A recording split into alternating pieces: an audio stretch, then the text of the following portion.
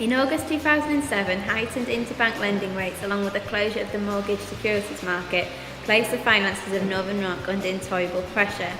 This led to the UK's first bank run in 140 years and a £27 billion taxpayer bailout. The crisis deepened with the collapse of the derivatives market, concerns over bad mortgage lendings, increased unwillingness for the banks to lend to each other for the fear of the bank collapsing. Many of the UK high streets, such as Barclays, Lloyds, HSBC and the Royal Bank of Scotland, had been forced to raise billions of pounds in extra capital from the government or their shareholders to shore up finances. The Bank of England slashed interest rates to 0.5% and held them at a historic low since March 2009. It also pumped billions of emergency cash into the economy in the attempt to support the banks and kickstart recovery. The aim being to ease the credit crisis and encourage banks to increase lending and stimulate the economy. This month, at last, has seen a slight recovery in the economy and the UK has moved out of recession. House prices rose at a faster pace during 2006 than any other European economies. This was the first market to be affected by the credit crunch. Therefore, house prices plunged in 2008.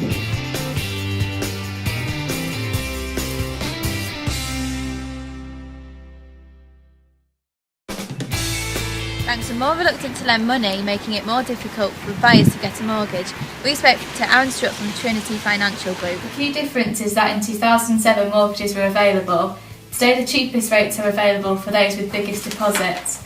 Some mortgage rates are cheaper now than they were in 2007, but they are not readily available. In 2009, Vickers took a sharp fall in prices by 2.2% and a record low number of new mortgages. With customer confidence starting to grow and better mortgage rates, banks are keener to lend, lifting the property market mood with homes in the capital by 6.3%. However, house prices have remained broadly the same since the start of 2012, as an activity in the UK housing market shows little signs of picking up.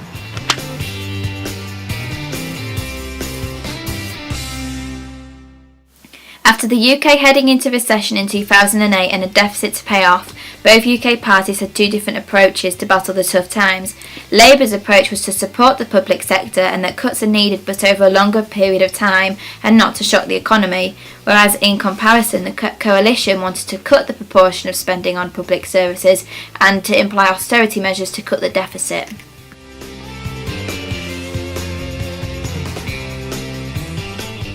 Months after the start of the recession in 2008, unemployment started to rise sharply. When the global financial crisis hit, the unemployment rate was just over 5%. Towards the end of 2009, the unemployment rate had increased by almost 1 million to 2.5 million, or in other words, 8%. Unemployment peaked at almost 2.7 million at the end of 2011, its highest level for 17 years. At the end of 2011, this figure started to level off. The beginning of 2012 saw the first fall in unemployment in almost a year. The overall number of people in employment has been going up, as has the number working in the private sector. This is a positive sign of economic recovery. However, there are higher numbers of people in part-time work and they cannot find full-time jobs. Next year, Ford will cut 1,400 jobs by closing 2 UK plants, one in Southampton and one in Dagenham. They will be offering their staff a redundancy package or redeployment.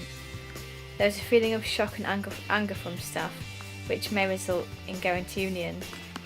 Debenhams' pre-tax profits have risen by 4.2% to £153 million. The company plans to open 17 stores over the next 5 years. This will provide more jobs, decreasing the unemployment rate and improving the economy. The government has decided to proceed with the development and delivery of a new national high-speed rail network to provide the capacity that Britain needs to compete and grow. It will enable cities across the UK to thrive, attract investment and sustain long-term economic prosperity. The government insists that the HS2 project will bring between £41.4 billion to £46.9 billion of economic benefits over a period of 6 decades. This will come from ticket sales, it will reduce congestion and create hundreds of jobs.